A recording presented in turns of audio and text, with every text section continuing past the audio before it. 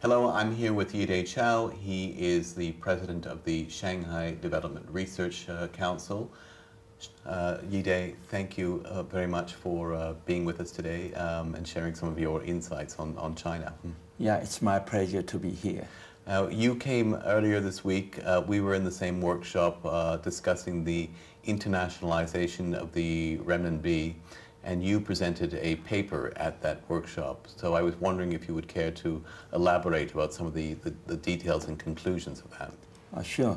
I'm happy to do that because, the breakout of the global financial system demonstrated some shortcoming of international monetary system. That remind us the system should to be reformed in many ways. One is the probably more currency should become the reserve one. One of them is Chinese yuan. As you know, the Chinese economy now have already become the second largest one, just behind the US. Actually, at the top 5 economies, only Chinese yuan is not reserve currency. So I guess in 2009, Chinese government set the goal having renminbi to international use. The final stage will be reserve currency. At the initial stage, the Chinese government officials prefer to use cross-border use or international use because they very cautious about that. Now, there's two things really. There's a desire to internationalize the use of the renminbi. Then there's a second issue of using or having the renminbi become a reserve currency. I'm not sure is there full agreement on both objectives within China? I will say general goal in long term, I don't think a big disagreement. I mean, policy maker, academic researcher, professor, probably I guess most of them agree renminbi should be internationalization in long run. At the same time, I have to admit there's some disagreements on which way Chinese government should take first, or how far Chinese government should pursue the process. That's something still have some debate. Because of course in the 1990s there was a similar debate going on in the smaller Asian countries, and under pressure from Washington, most of them deregulated their capital accounts. We had large inflows of speculative Western capital, and we had the aftermath was the Asian financial crisis. Now, China did very well during that period, or withstood the effects, and some people would argue that that's precisely because there wasn't full capital account convertibility. Yeah, in some way I agree with that because according to original plan, Chinese government did plan to first of all open the current account, then open the capital account. Due to the Asia crisis, financial crisis, they become more cautious, so they delayed the opening capital account because they learned some lessons from some other Asia countries. These countries maybe open capital account too soon before they have a total reform their exchanging mechanism, before they reform their domestic financial market. So now Chinese governments become more cautious, but at the same time they have still have a long-term goal. I mean, the currency to be internationalization.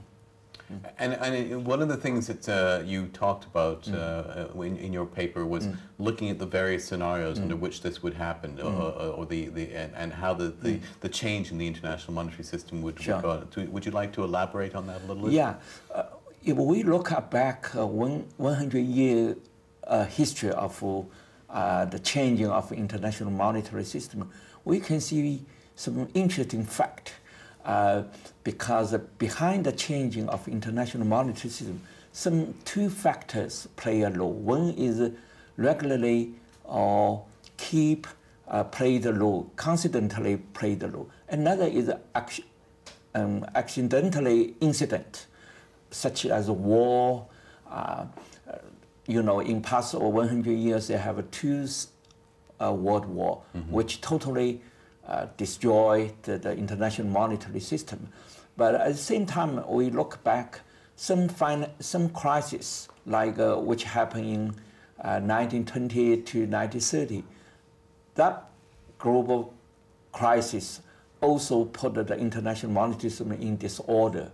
Nobody want to take the currency of other countries.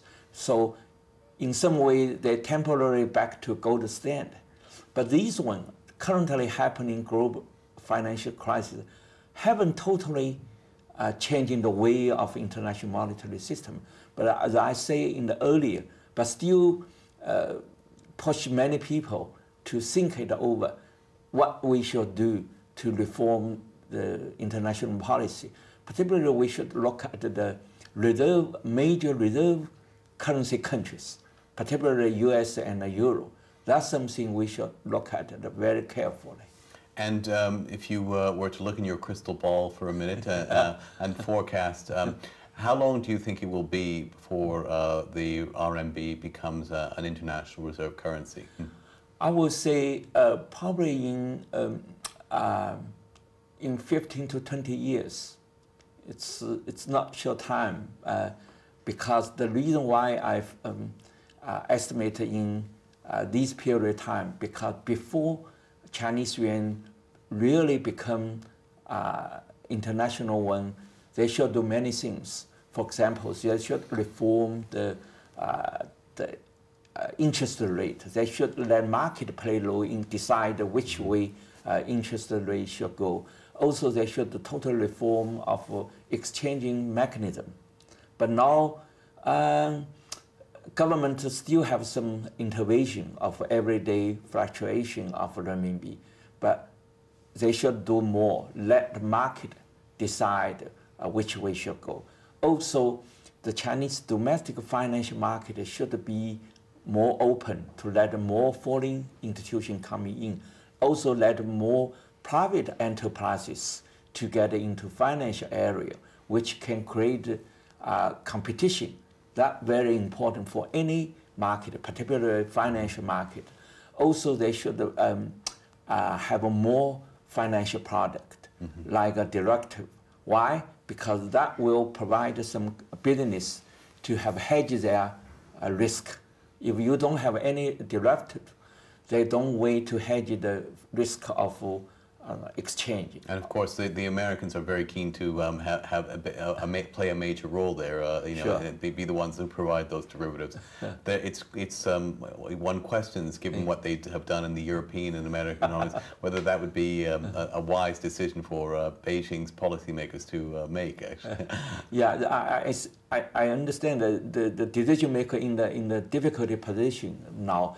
At the one hand, Chinese people say, "Hey, why you want more foreign, finance to come in? Because they screw up in their market." But at the same time, they still understand the Chinese have to learn from a Western financial institution. These two things look contradictory, but in my mind, Chinese government should do both. Yeah, I think that's been their traditional model, is that they learn as much as they can, and there's a little bit of intellectual property theft as well. And of course, that's not unusual. That's happened in the U.S. and Britain in their early periods of development, and then eventually they do it themselves. You see it in the solar industry, you see it in the wind power industry, and now you're probably going to start seeing it in things like trains and aviation, for example. Yes, you're right. What about the question? Historically, capital expenditure in a mature economy as a percentage of GDP, it's considered to be quite high if it's at 18 or 19%. In Japan in the late 80s, when they were considered to be experiencing a bubble, capital expenditure got to about 24% of GDP. So now you look at China, capital expenditure is over 50%, which is off the charts historically. Can the country adjust that so that, because what the world wants to see is less capex and more of a consumption-led economy. You know, so typically in the US, for example, consumption as a percentage of GDP is 65, 70%. In China, it's about half that. Can they make the adjustment?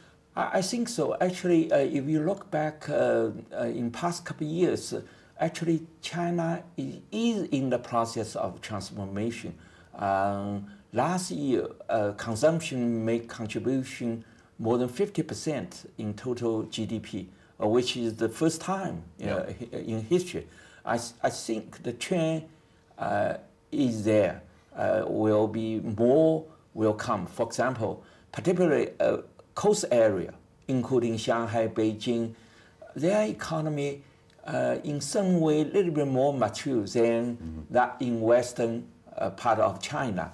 For example, the GDP growth last year, the Shanghai GDP growth is the last one, 7.5%. The 2011, they are second largest one. But these trends have already become more and more obviously. That way, I do believe the Chinese have already made an effort to try to transfer their economy from investment-oriented, from export-oriented to shift more consumption, domestic demand-oriented economy. Now, you talked about the GDP numbers, of course. A lot of people say that the figures are not, they represent more political aspirations than actual data. But there is a sense, in spite of that, that growth has slowed in China. And there is a question as to whether the slowdown in growth is secular, long-term in nature, or whether this is a cyclical phenomenon. Where do you stand on this issue? I think that's the long-term trend. That's my feeling. Of course, originally potential growth rate usually back 10 years ago, usually people think maybe around 10%. Now most economics agree probably down to between 6 to 8%. That's potential GDP growth rate. So I think if you look at it, that's 6 to 8% will become norm of the growth pattern. But at the same time, I don't worry too much because I think someone feel or worry about the Chinese economy decline too much. But I don't think so. You know why? Because I guess 1 week ago, I traveled to some city in Anhui province. They call third-tier cities, but they're still on the initial stage to develop. The investment probably occupy 100% of GDP, but it's not big city. It's a small, medium city. But I talked with someone involved with development of a Pudong area. He told me at the initial stage, back 20 years, the investment ratio to GDP much, much high because because you have to put everything in the field. So that's this way I will say, because there are difference between coast area and west area, the difference creates some opportunity for future development. And on that positive note, we're going to have to stop the interview. Yide, thanks again for sharing your insights both here and at the workshop. They were fascinating and much appreciated, so thank you. Yeah, it's my pleasure. I'm very happy to be with Innate, even in future cooperation, as we discuss. Maybe next year we can do some international conference to commemorate the 70th anniversary of Britain War. Maybe, you know. Why not? That's we have the board meeting tomorrow. We can suggest it then. So. Okay. Thanks a lot. Yeah.